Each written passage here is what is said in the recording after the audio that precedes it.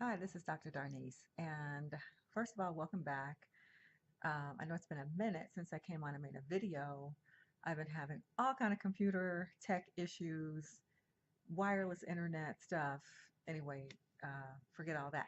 Never mind that. I'm just going to get a new laptop. But finally, I'm back on, and I wanted to come on and share with you about a recent trip I took.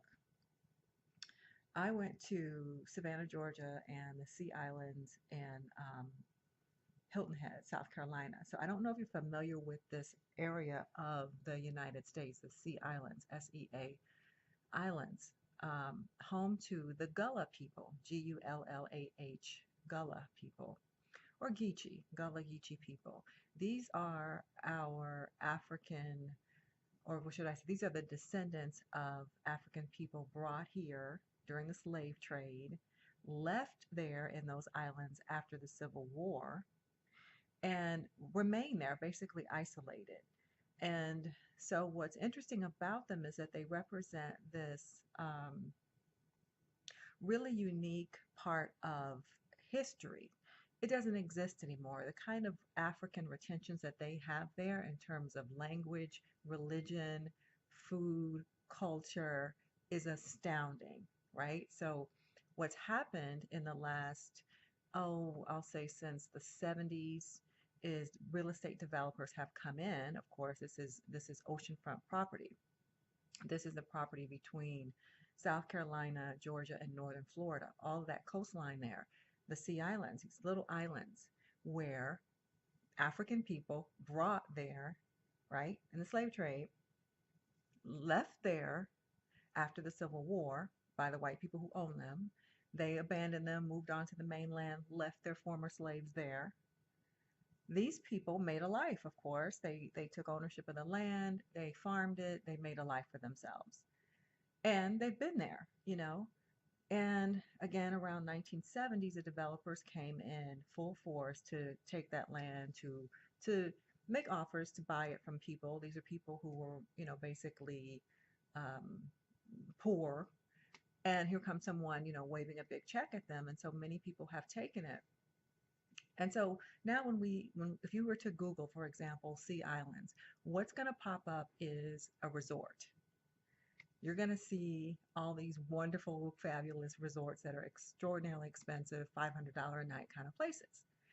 Um, but what you don't see are the actual African people, African Americans now, who are descended from those Africans. You're not going to see that in a web search.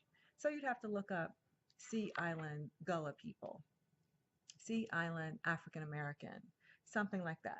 Gullah, Gullah. And when you do, you're going to find things like, this is one place I went, Gullah Museum.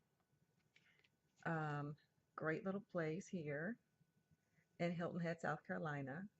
So my point is that this place represents a place in the world where this culture doesn't exist anymore, right? The Africanisms that they brought from Africa don't really exist as such anymore because they came in the, 1700s. So it doesn't really exist in Africa anymore. It doesn't exist in America anymore because of the mixing and because it's 2018.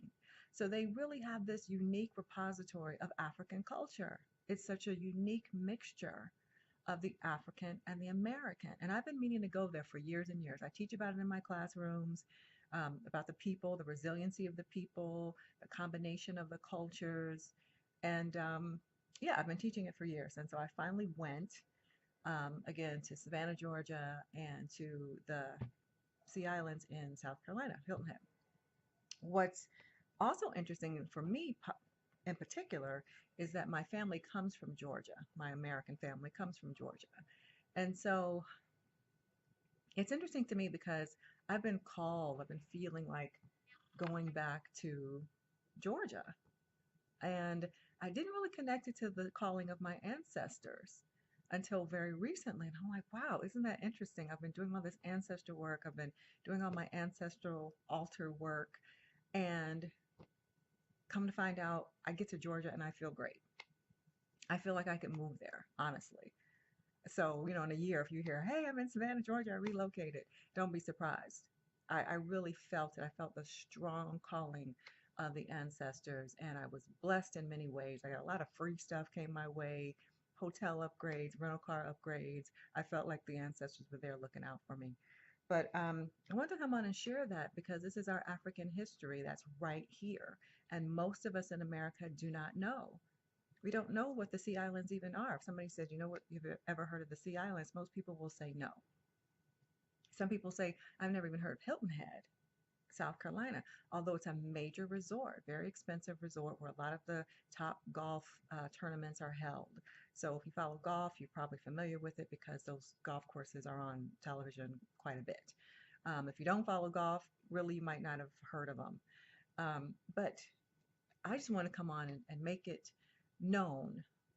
Go check out these places. There's still these repositories, these people who are left there who, they have a particular dialect still. They have a particular language that they still speak. Here's another, I went to this place called the Penn Center.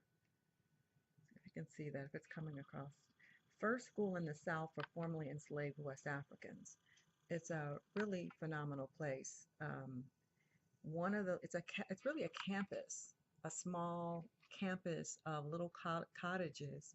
One of the cottages was used by Dr. Martin Luther King Jr. to write. He would retreat to this place and do his writings. So it's absolutely a historical landmark.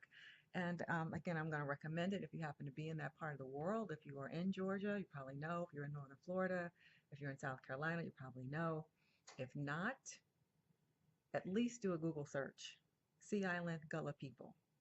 You'll find all kind of information about them, and you'll find like these people are holding on to a certain amount of African traditional stuff, culture that we won't get anywhere else. So anyway, I just want to come on real quick and talk about that, and I'll be back again soon with more.